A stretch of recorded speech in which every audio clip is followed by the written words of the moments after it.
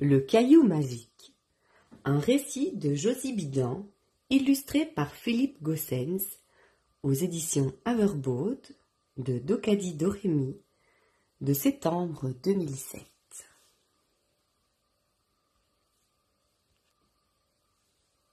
Julien est un petit garçon très timide.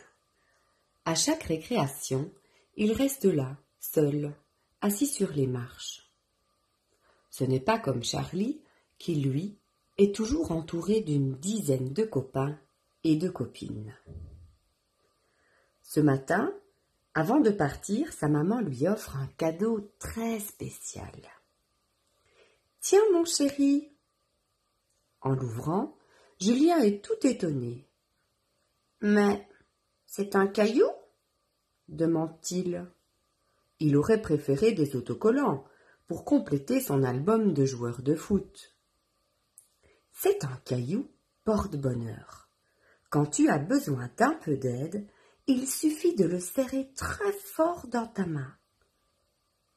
Pas très convaincu, Julien embrasse sa maman pour la remercier. Le temps de se préparer, il monte dans sa chambre pour trouver un endroit où ranger précieusement son caillou. Il le sait, ce sera dans sa boîte à rêves. À l'intérieur, il y a des objets auxquels il tient et des petits papiers sur lesquels il écrit ses rêves.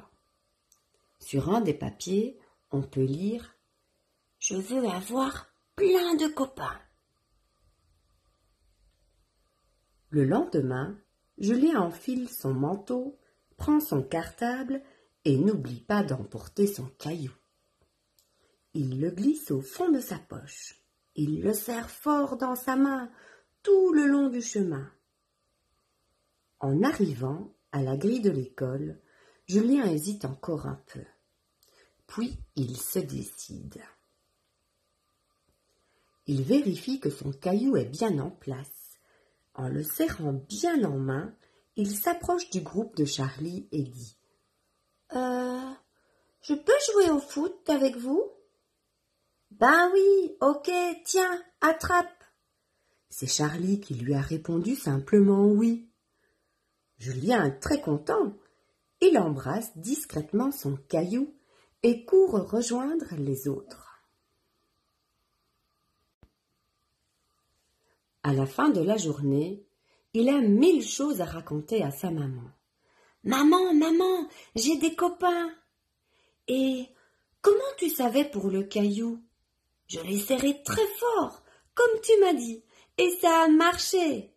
Ils ont dit oui, ok, et j'ai pu jouer avec eux. Tu te rends compte ?» dit-il en faisant des tourbillons. « J'en étais certaine, dit maman en souriant. » Après le repas, Julien va ranger son caillou dans sa boîte à rêves pour le reprendre le lendemain matin. Il l'embrasse. Il se dit que ça doit ajouter quelque chose au pouvoir magique. Avant de refermer le couvercle, il lui parle. « Jamais tu ne me quitteras, mon caillou magique !» Et il s'endort en pensant beaucoup à son caillou, un peu à l'école et à sa maman. Le lendemain matin, Julien est tellement en retard qu'il se prépare à toute vitesse, avale la moitié de son bol de lait et oublie son caillou. Il arrive tout sautillant à l'école. La journée s'annonce aussi chouette qu'hier. Et une bonne journée débute par un match de foot avec tous ses amis. Ensuite, les choses sérieuses commencent par des dessins et des bricolages jusqu'à 4 heures, sans oublier le repas et la récré de l'après-midi. Elle est belle, la vie. À 4 heures, Julien aperçoit sa maman. Elle lui offre un pain au chocolat. Il croque dedans et, entre deux bouchées, raconte sa journée. Parce que l'école, depuis quelque temps, c'est trop chouette. Avant de monter dans la voiture, il aperçoit une fille qui attend, seule, assise sur les marches. « Tiens, Elle était déjà sur les marches tout à l'heure, à la récré. « Bon, tu viens, Julien ?»« Oui, maman, j'arrive. » Julien monte dans sa chambre pour ranger son caillou, quand tout à coup il s'écrie. « Mon caillou, mon caillou, mon caillou porte-bonheur !» Persuadé de l'avoir pris ce matin, il le cherche partout, regarde plusieurs fois dans ses poches. Il retourne son cartable sur le parquet, cherche dans son blouson, sous son lit, dans la cuisine, toujours rien. Il est triste. Ce caillou qui lui a permis d'avoir des copains a disparu. Rouge de colère, il crie. « Si tu étais si magique, tu me dirais où tu es !» Soudain, pris d'un doute, il remonte dans sa chambre et ouvre sa boîte à rêves. Le caillou est là, à sa place. « Ah, tu étais resté là !» dit Julien. Le lendemain, sur le chemin de l'école, Julien dit à sa maman.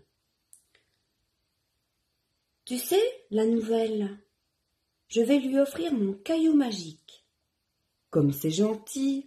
dit sa maman en le serrant contre elle. Arrivé à l'école, Julien s'approche de la petite fille. « Bonjour, tu es nouvelle ? Comment tu t'appelles ?»« Victoria ?» répond l'enfant du bout des lèvres. « J'ai un truc à te donner. »« À moi ?» dit Victoria, étonnée.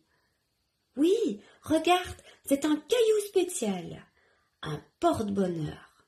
Quand tu auras un peu peur, tu le serreras dans ta main et il t'aidera. » Alors Victoria lui sourit. « Décidément, ce caillou est vraiment magique, » se dit Julien.